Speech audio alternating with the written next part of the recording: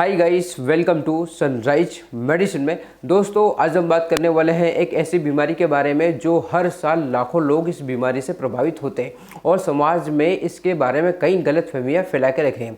इस बीमारी का नाम है दोस्तों टीबी यानी कि ट्यूबरकुलोसिस। टीबी एक संक्रमित बीमारी है और जो कि एक बैक्टीरिया के द्वारा फैलता है दोस्तों, माइकोबैक्टीरिया करके होता है। ये बीमारी सबसे ज़्यादा फेफड़ों में सबसे ज़्यादा होती है, मतलब फेफड़ों में वो प्रभावित करती है, ठीक है। लेकिन शरीर के किसी भी हिस्से में ये टीबी हो सकता है, जैसे भाई किडनी या फिर हड्डियों में या ब्रेन ट्यूमर या फिर ब्रेन आपका टीबी हो सकता है। तो दोस्तों, आखिर टीबी के बारे में लोगों के भाई क्या क्या चीज़ें भाई सोचते रहते हैं कि टीबी हो गया तो भाई हम लोग बचेंगे नहीं, ठीक है, या टीबी मुझे हो गया तो घर में किसी और को भी हो सकता है। यार टीबी होने के बाद वो लोग इतने घबरा जाते हैं कि भाई ऐसा लगता है कुछ अलग से बीमारी हो गई, कोई एड्स हो गया हो। तो दोस्तों, आज हम इस वीडियो में बताने वाले हैं टीबी का संपूर्ण इलाज और टीबी के बारे में क्या आपको सावधानी रखना चाहिए, टीबी के बारे में क्या आपको जानकारी होना चाहिए। अगर ये बीमारी हो गई तो दोस्तों आपको इसका ट्रीटमेंट कैसे लेना है वो भी आपको सरकारी हॉस्पिटल में आजकल फ्री देने लगे हैं, ठीक है। तो इलाज की तो कोई टेंशन है नहीं है। और टीबी के बारे में अगर जानकारी आपको फुल डिटेल्स में मैं आपको इस वीडियो में बताने वाला हूँ। दोस्तों, चैनल को सब्सक्राइब करना है और जानकारी अच्छी लगती है तो लोगों को आपको शेयर करना है, ठीक है। टीबी एक तरह की बीमारी दोस्तों, ठीक है, जो एक बैक्टीरिया के द्वारा होता है। माइकोबैक्टीरिया करके बैक्टीरिया होता है। ये बीमारी सबसे ज़्यादा आपके लंग्स को प्रभावित करती है। लंग्स में आपको सांस लेना और छोड़ना का काम है। तो वो क्या होता है, जो बैक्टीरिया होता है वो आपकी सांस के ज़रिए, ठीक है, आप सांस लेते हो तो हवा में के ज़रिए वो आपको सांस में चला जाता है और फेफड़ों को प्रभावित कर देता है, ठीक है। ये एक तरह का आसान भाषा में मैंने बताया।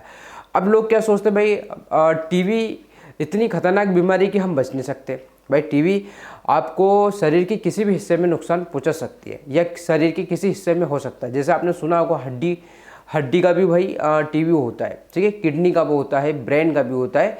तो टीबी कैसे फैलती, कैसे ज़रा थोड़ा सा और समझो। ये हवा के माध्यम से फैलती है। जब कोई संक्रमित व्यक्ति खांसता है, छींकता है या जोर से बात करता है तो हवा में वो टीबी के बैक्टीरिया फैल जाते हैं। और यदि कोई स्वस्थ व्यक्ति इन बैक्टीरिया वाले कणों को सांस के जरिए ले लेता है तो उसे संक्रमित कर देता है, यानी इन्फेक्शन कर देता है। तो लेकिन ध्यान देना, हर बार बैक्टीरिया शरीर में जाने का मतलब ये नहीं कि भाई व्यक्ति को बीमारी ही हो जाएगी, ठीक है। कई मामलों में दोस्तों हमारा जो इम्यून सिस्टम होता है उस बैक्टीरिया को रोक देता है। अब वो क्या करता है, जैसे आपके भाई सांस के जरिए आपको बैक्टीरिया चला जाता है तो ज़रूरी नहीं कि आपको टीबी हो गया। भाई आपने अंदर गुड बैक्टीरिया होते हैं, वो एक्चुअली लड़ता है उससे। अब लड़ने के बाद अगर वो हार जाएगा तो बीमारी जीत जाएगी। तो दोस्तों, अब जानते हैं इस टीबी के एक लक्षण। देखो लक्षण क्या क्या होंगे और इसके पहचान कैसे हो सकती है कि अगर आपको टीबी हुई है तो क्या हो सकता है। देखो, पहचान सबसे बड़ा दोस्तों है कि खांसी, ठीक है। अब खांसी क्या है ये भी ध्यान रखो। खांसी 2 हफ्ते से अगर ज़्यादा हो, ठीक है, और साथ में अगर आपको खांसी में खून आ रहा हो, अगर आपका वजन कम हो रहा है अचानक और साथ में तेज़ बुखार आ रहा है, खासकर रात के समय में आ रहा है, ठीक है, रात में पसीना आ रहा है और थकावट और कमजोरी जैसी महसूस हो रहा है, तो ये लक्षण अगर लगातार बने रहते हैं तो आपको तुरंत डॉक्टर से संपर्क करें। हो सकता है टीबी की पुष्टि हो सकती है, टीबी जैसे आपको हो सकता है, ठीक है। अगर इसकी जांच की बात करें, भाई ये तो लक्षण का पता चल गया, भाई ऐसा पता चल जाएगा। अब इसमें जांचें कैसे हो सकती है जो कंफर्म पता चल जाए कि भाई आपको टीबी हुआ है, ठीक है, ठीक है। तो पहला तो दोस्तों वो लेते हैं स्टूपम यानी कि बलगम टेस्ट होता है, ठीक है, और चेस्ट एक्सरे होता है, ठीक है, और आपका जेन स्क्रीन टेस्ट होता है, ब्लड टेस्ट होता है, टीबी स्क्रीन होता है, ठीक है। तो ये सब जांचें होती है, इसके आधार पर डॉक्टर ट्रीटमेंट करते हैं, ठीक है।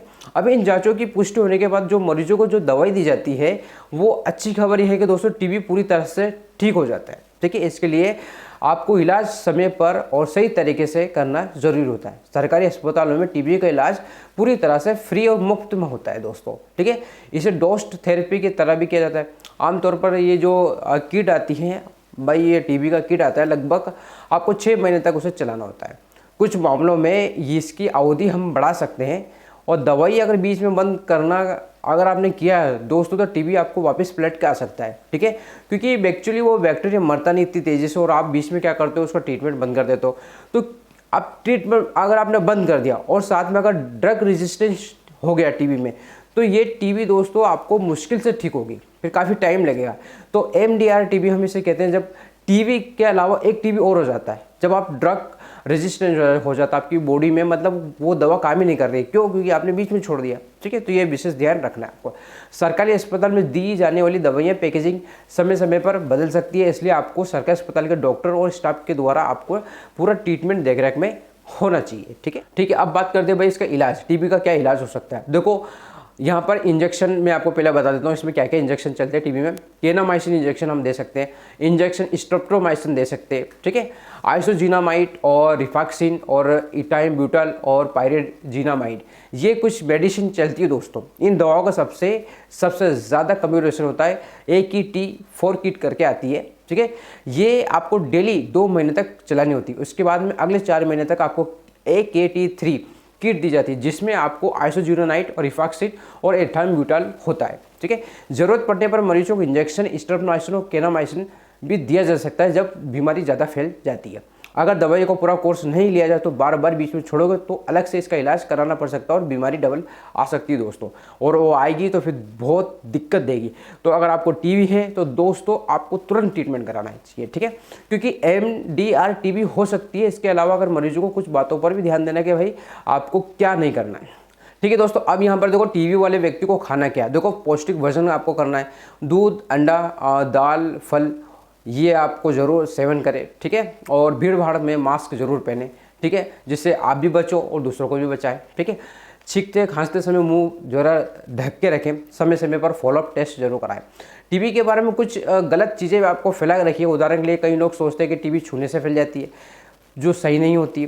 कुछ संक्रमित व्यक्ति के मुंह ढक जाता है या वो ढक लेते हैं ताकि भाई दूसरों को ना फैले। तो ये बीमारी तब तक फैलती जब तक आपको लंबे समय तक व्यक्ति को संक्रमित होता है। ठीक है, तो दोस्तों ये जहाँ तक ये है कि भाई छूने से नहीं फैलती, ये बात आपको ध्यान रखना है। ठीक है, यदि आपके आसपास किसी टीबी के लक्षण दिख रहे तो डरे नहीं, तुरंत आप अस्पताल जाइए, जांच करवाएं और उसका ट्रीटमेंट जरूर लें। ठीक है दोस्तों, तो ये थी पूरी जानकारी टीबी के बारे में, यानी कि ट्यूबरकुलोसिस के बारे में। यदि जानकारी आपके लिए हेल्पफुल लगी तो वीडियो को लाइक करें, शेयर करें, ताकि लोगों को ये जानकारी पहुँच सके।